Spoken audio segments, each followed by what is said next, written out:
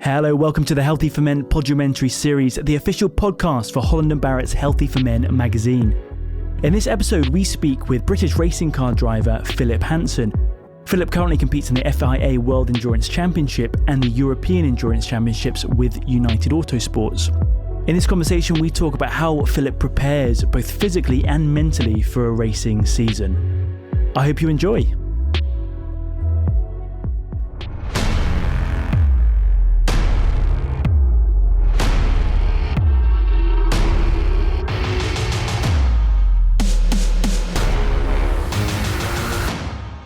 Today we're joined with racing car driver Phil Hanson. Phil, how are you? I'm good, thank you. How are you? I'm very well indeed, thank you. So to start with, we'll talk a little bit about your career and how you got into racing. So how long have you been racing for? Well, I started in karting at around 14 years old, back in 2014. And from then on, I did about a couple of years in karting and went straight into cars at 16. And I've been racing cars for the last 4 years and been in LMP2, which is my current category, for the last 2.5. Excellent. So last year you won the Asian Le Mans. Yeah, I won the Asian Le Mans series over the winter of last year. And then the 2 years before that, previously, I won the Asian Le Mans series in a different category, which is called LMP3, which is essentially the category below what I'm doing now. And then this year I've been competing in the World Endurance Championship, which is the World Championship, as well as the European Le Mans Series. And currently I'm leading both championships, so both the Worlds and the Europeans. Wow, congratulations. Thank so what's you. that been like for you? It's been good. It's been hectic, obviously, with COVID and everything that's happened. It's been a very joined season. We've been able to, we haven't been racing for 4 months like everyone else has been on the furlough or in quarantine. So for most sports, they've kind of restarted or started their new season very late in the year, which has been a bit hectic. Both when the World Championship was 3/4 of its way through the season and the European Championship hadn't started. So we've got to a point now where we've got 3 raceable months left before it gets too cold. And they've crammed the remainder of the WEC season and trying to cram the whole of the European season. I think they've cut 1 race away, but 5 of the 6 races all into the next sort of 3 months. So it's become very hectic. Blimey, that's quite hectic, isn't it? So how's that been for your mental health, having to prepare for such a lot in such a short period of time? It's been okay, to be honest. It's been a breath of fresh air for me, because it's one of these things where you've been waiting for it to start and waiting to hear news about when things are going to go back to normal, because racing is normality for me. So to have 4 months with not doing anything is the struggle. I think that was more the mental strain, and that was the task. Spending 4 months trying to stay active, trying to stay physically and mentally motivated. But to come back and have so many races in such quick succession, it's actually just a breath of fresh air, really. We all want to get back racing, and to get back racing and have so many races soon after each other is great. It's great for me as a driver, but at the same time, I feel a bit of empathy towards the mechanics and engineers who won't have a break for the next 3 months. Time well spent, I would say. Yeah. To be honest, the first month was kind of wasted away, just not really knowing what the climate was going to be with this whole quarantine. Not knowing, hearing rumors. Would it last a few weeks? Would it last a month? Would it last half a year? And I convinced myself it wasn't going to be as long as it turned out to be. So I kind of tried to stay motivated and race ready for the first couple of weeks, and I soon gave up. And then it was a case of just setting myself a routine and staying occupied. Like, I think I learned how to juggle in the first month. Set myself a few physical goals, a few like gimmicky things I've always wanted to do. I've seen on the internet, like a muscle up, for example. It's one of those, a pull up into like a dip. I wanted to be able to do one of those, so I set myself that in the next month. Just a lot of things that I wouldn't normally do in training. Stuff. The more muscle ups you can do doesn't make you a faster racing driver. So it was something that was just one of these things. Like a bucket list thing that I'd wanted to be able to do. I think I can get about between. It depends on how ready I'm going, because obviously I don't train to do a muscle up. I train to be a fitter and more athletic racing driver. So unfortunately, muscle ups don't really line up as part of that category. So I think I do probably about 8 to 10, which is which is better than it first went. But yeah, it's just Yeah, that's about 7 more than me. So well done.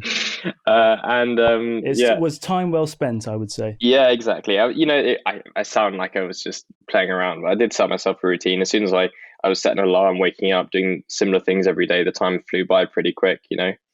I think like for everyone, I think when if you got asked what would you do with 4 months of free time, and you compare that to what you actually spent 4 months of free time doing, I think it's quite a difference. Yeah, absolutely. No, you're completely right.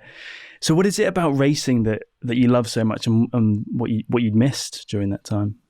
To be honest, I think we've recently had this discussion with my teammate of why racing is such a hook and pull on people in the industry, and I think it's because we spend so much time losing that when you win, it's all the more sweet. In motorsport, it's a very different sort of sport. You when you win, when things come together, it's not as regular as you might see in Formula One with Lewis Hamilton winning, quite dominantly in the last 6 years. In other sports, it's in other series and categories in motorsport, it's a case of very rare that you get a winning streak. So it's quite often that you're faced with defeat and failure, and it's that drives you on to get the victory. And I said this to my teammates. It's amazing how you feel like you're on top of the world when you win a race, because we just won in Spa last weekend in the World Championship, and the feeling maybe lasted 24 hours, and then it's back to how we can improve for the next race. I'm saying the winning feeling lasts for 24 hours, but the feeling of losing, or when you come second or third, or if you had an issue in the race or you make a mistake, that lasts from the moment you finish the race all the way through to you starting the next race, which could be 2 weeks after. And because it's such a big gap between races, it really does hang on your mind. And for example, Le Mans, which happens once a year and is such a lottery for many things can go wrong, that's a big one, because you spend a year waiting for it to come back around, and you hope that you can perform to the best of your ability. Everyone else pulls their own weight, and you don't have any issues, because so much can go wrong in that one race, for example. Yeah, but winning that time for that very short period where you can celebrate, does that make it all worth it? It does, yeah. And I think the drive to set yourself goals for the upcoming events and the championships that you're entered in, it's a pretty strong drive. It's like anything. I think if you ask any sportsman what makes that sport so great, I think it's just the competition. I think it's the fact that you're competing to win. And when you feel that you have the capability of being able to perform at the top level, I think it's the competition itself is just in itself, what motivates you. Absolutely, yeah. And I suppose it's quite reassuring for a lot of people to know that someone like yourself who's a great sportsman, and they're constantly, because of the type of sport that you're in, you're very rarely at that point where you're winning. To know that still drives you on, even though that it's so sort of few and far between. That should be inspirational for anyone. A lot of us feel like we're failing and things, and but just to keep going and know that time is going to come where you're going to be able to enjoy those 24 hours, and it's all going to be worth it. It must sort of train you in other areas of your life to persevere. Yeah, it does. But at the same time, hearing you say that kind of makes me cringe a little bit, because I think of all the different platforms where you hear this sort of typical, it's you learn more from your failures and your successes and everything. And hearing that, naturally, I kind of cringe at the idea of, you need to fail to be successful. But unfortunately, the reason everyone's saying it is because it is the truth. And it is what the growth that you make in failure in times of. Well, you'd be assured that when you said it, it wasn't cliched, but when I said it, it sounded pretty cliched. So don't worry. Yours is safe. Your philosophy is safe. So talking about the sort of mental side of things as well, how do you get your mind ready for a racing season? How do you prepare for that focus, or does it just come when you sit in the driving seat? I think it's many things go into mental preparation. I think the best thing you can do is race loads, and the fitter you are in the car, the fitter you will be mentally as well. I think mental strength is one of these things that's very personal for everyone, and I think the best way to train it is to put yourself in the circumstances of when you really need to use it. So if that's deep into a race when you're leading and you're defending for second place, and you're at a level of physical fatigue, and it's just these mental sort of strength that keeps you going. Those are circumstances that don't happen very often. Those are the times where you really grow mentally. Apart from that, just physical exertion, getting to a point of physical failure and allowing your mind to take over in the gym is another good tool I have in the pocket to be able to push my mental strength. But it's very individual. For me, I think of the most pain I've been in physically, and I think of how I was able to endure that. And I always it's one of these things where I compare it to a past experience in the gym, for example, the worst pain I've ever experienced, and how mentally I could continue to push myself. And I always convince myself, because it was in the past, it was always more painful than what it is now. So I think, no matter what I encounter, it can't be as painful as that one set of intervals I did in the gym 2 years ago or whatever. Yeah. So for me, it's comforting knowing I've probably been through such similar pain, and mentally I've got through it. Wow. Yeah, that's a really powerful philosophy, I think. Again, it works for me, but it might not work for someone else. I think of this one awful sort of 45-minute interval set where I was completely destroyed, and I continued going for 10 minutes. And that's something personal for me, because I can remember, maybe I didn't, I was obviously showing I was completely finished, but inside I felt even more torn than what I probably looked.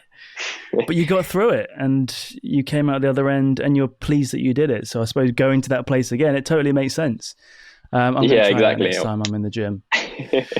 Definitely. I don't recommend it. But if it works for you, then give it a go. Whatever works.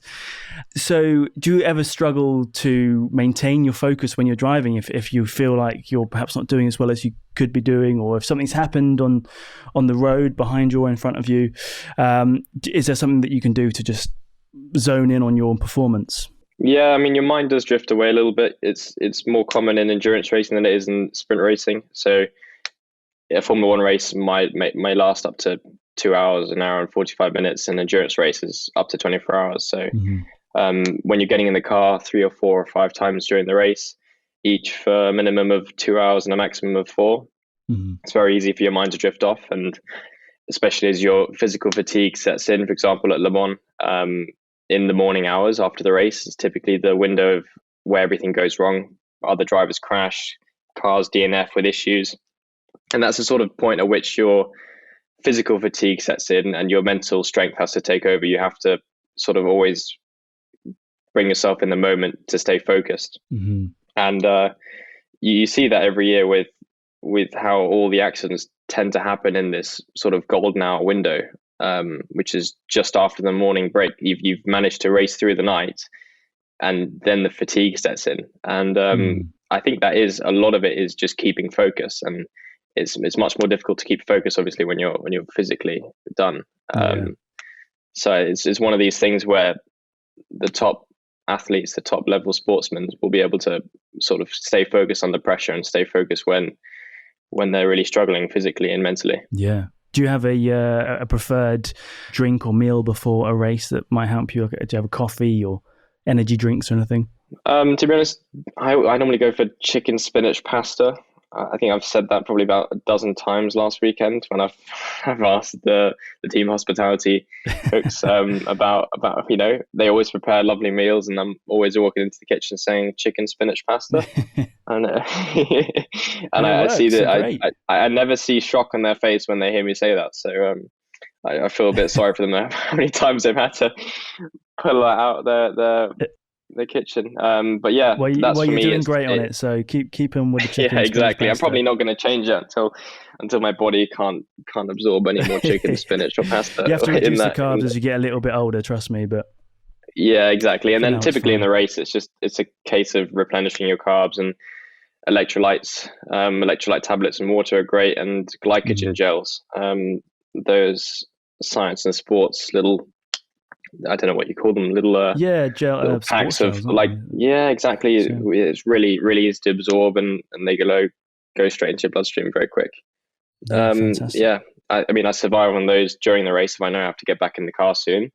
But it's difficult because you need to just kind of, at some points, you need to just do what your body's telling you, and eat what you want. And just try and eat to fuel yourself, as opposed to maybe shoving 10 donuts down your stomach, down your throat. But do you do that once you won a race? Are you on? Once I've won a race, yeah. Or, comfort food's always a good one after a bad race. For example, Hmm. Silverstone last year, we had 2 DNFs. I remember I had a big ice cream after that one to Oh, comfort my emotions. I can imagine, yeah. So with the physical side of training, I think you might not presume that there is quite a heavy training regime for racing drivers at sort of your level to get your body in the right condition, get your mind in the right condition. Also, there's a lot of endurance with driving the car as well. I know this only because I went to the McLaren's factory and did a little training session with one of their PTs there, and it just destroyed me because it's muscles that people like myself who don't professionally drive, we just don't use those muscles for that kind of endurance. So holding a plate and sitting on the ball, that kind of thing, it really takes it out of you if you're not used to it. So how do you find the training? Do you enjoy it? Yeah, I do. I like the fulfillment of training. I've always enjoyed it, and again, it's because it's such a strange physical sort of fatigue and exertion in a race car with G forces and being able to sort of hold your body still and rate of movement being very crucial, obviously, because if you're kind of falling around in the car, you're going to turn the wheel more, and you've got to be able to hold yourself up. And even with the support of the seatbelts, there's a lot of core stability strength that you're needed in the car, as well as the neck. Obviously, neck is probably one of the most undertrained muscle parts in your body when it comes to most sports, but in racing it's crucial because of all the G-force and your head being, your body's strapped in with your seatbelts and your harnesses and everything, but with your neck it's completely free to move, otherwise you wouldn't be able to see the corners. Slightly held by a hands device which is there for in the event of an accident, so you don't hyperextend your neck, but your neck is one of these things where it's very particular to racing. It's not something that you'd typically see in a marathon runner or a footballer, because they simply don't need that muscle group to be conditioned. It's very vulnerable as well, isn't it? So I suppose you need that. Yeah, it is vulnerable, support. and it's a very tricky muscle group to train. There's a lot of different philosophies on how you train yourself. A lot of people try and replicate the car in the gym. For me, I follow a different approach. I try and condition my body as best I can in the gym, and then let the car do the rest of it. So I try and focus on conditioning my muscles and getting the most activation and the most endurance sort of resistance I can get in the gym by doing the most compound, like typically the most, I guess, basic stuff that you wouldn't think a race driver would do, typical compound movements. And then for the neck, I allow the car to do that. I do a little bit of neck training, obviously, because I have to, but I wouldn't say I'm trying to replicate the car in the gym. I'm more trying to make sure my body's conditioned, strength and conditioning is up to scratch, cardio, endurance is up to scratch in all the little areas. And then I hope that sets a foundation for me for when I get in the car. And so far it's worked great. Fantastic. That's great to hear. So I suppose whatever muscle you want to grow, doing those compound moves is probably going to be the best thing to do, isn't it? Because you want your whole body to grow to support that muscle, and that muscle will in turn. Yeah, exactly. And there's it's an interesting thing because it's essentially resistance training, but an endurance aspect, because as you corner, you have G forces pushing your body in the opposite direction of the way the car's going, and you've got the seat to support you. But in endurance racing, where I have two teammates at Le Mans, there's compromises in your seat to allow all three drivers to fit in the same seat. So the tallest teammate of mine, Paul, he has his base seat is the biggest, and I have an insert into that. And then at the pit stop, I'll remove my insert, and Felipe, the shortest of us three, will put his insert in and get in his own. But essentially, because we have to do a driver change in 17 seconds, we can't afford to have a massive insert that goes up from our shoulders all the way down to our feet. It has to be sort of the minimum amount of support that you can get. So for me, it's just my upper body, and my legs are supported to some extent, but that they can roam free if I didn't have the strength to stabilize themselves, and the core strength to stop myself moving around in the seat. So it's a kind of trade-off between having the support to support you throughout a 24-hour race, especially the high G corners, but also not being able to lose that much time in the pit stop because of having to, trying to pull out this massive seat through a tiny door. Right, yeah, of course. There's so much strategy to it, isn't there? you would, obviously someone like myself wouldn't think about that kind of thing. So yeah, it's fascinating. So has your training adapted and evolved since you've been, winning more races and racing more, or do you sort of stick to a winning formula? I mean, to be honest, I think you've always got to change things and try and put your body through different scenarios and different types of training. I think that's the best way to ensure that you're growing and working at the maximum rate. But at the same time, sometimes I come back from a race and I'm saying, we've worked hard at this area of my physical, journey, but there's an aspect that we haven't really looked at. Like recently, it was sort of my mid-thoracic. I was getting a bit of a cramp through this one particular track, and I did the most driving in that race. So it was something that was only I was becoming aware of later in the race as I was getting more fatigued.